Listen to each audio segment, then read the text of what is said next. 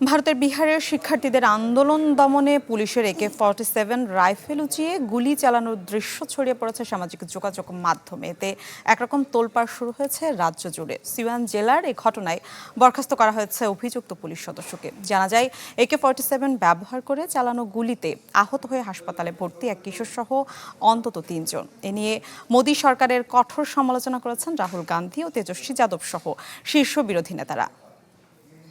Bangla QR যেখানে নগদ payment সেখানে সারা দেশে 10 লাখেরও বেশি মার্চেন্টে নগদে পেমেন্ট করুন খুব সহজে। ভারতের বিহারে সিওয়ান জেলায় আন্দোলনরত শিক্ষার্থীদের ওপর পুলিশের AK-47 রাইফেল দিয়ে গুলি চালানোর ভিডিও সামাজিক যোগাযোগ মাধ্যমে ছড়িয়ে পড়ার পর অভিযুক্ত পুলিশ কনস্টেবলকে বরখাস্ত করা হয়েছে। গেল 25 জুলাই শিক্ষার্থীদের ডাকা বিহার বন্ধ প্রতিবাদ চলাকালে সংঘটিত ওই ঘটনার তীব্র প্রতিক্রিয়া সৃষ্টি হয়েছে পুরো রাজ্য জুড়ে। এই ঘটনায় গুলিবিদ্ধ 3 জন বর্তমানে পাটনার জয়প্রভা মেদন্ত হাসপাতালে চিকিৎসাধীন রয়েছেন। চিকিৎসকরা বলছেন, বর্তমানে তাদের অবস্থা আশঙ্কামুক্ত। আহতদের একজন 15 বছর বয়সী কিশোর মোহাম্মদ আরিফ, যিনি স্থানীয় একটি দোকানের কর্মচারী। পরিবার জানায়, বন্ধের সময় দোকান বন্ধ করে বাড়ি ফেরার পথে আকস্মিক গোলাগুলির মুখে পড়ে সে এবং তার ঘাড়ে গুলি লাগে। পরে সফল অস্ত্রোপচারের মাধ্যমে তার ঘাড় থেকে গুলি বের করা হয়।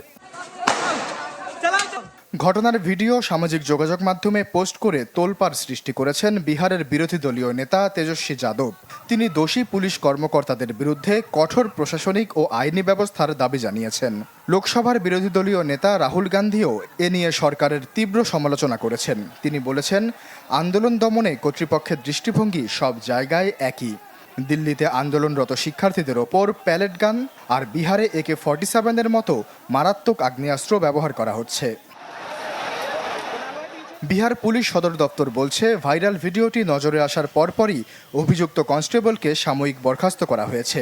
আইন শৃঙ্খলা রক্ষা করাই বাহিনীর প্রাথমিক দায়িত্ব হলেও প্রচলিত নিয়ম মেনে আগ্নেয়াস্ত্র ব্যবহার করা হয়েছে কিনা সেটি খতিয়ে দেখতে একটি বিভাগীয় তদন্ত শুরু হয়েছে। তদন্তের উপর ভিত্তি করে অভিযুক্তের বিরুদ্ধে পরবর্তী ব্যবস্থা নির্ধারণ করা হবে। শিক্ষার্থীরা তাদের দাবির পক্ষে রাজ্যব্যাপী বন্ধ ঘোষণা করলে বিহারের একাধিক জেলায় সংঘর্ষ ছড়িয়ে পড়ে।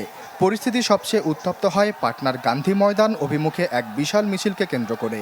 সেখানে শিক্ষার্থীরা স্লোগান দিতে থাকলে পুলিশের সাথে হাতাহাতি ও বাকবিতণ্ডা শুরু হয়, যা পরবর্তীতে রূপ নেয় সহিংসতায়। আশ্বাস চৌধুরী, চ্যানেল 24।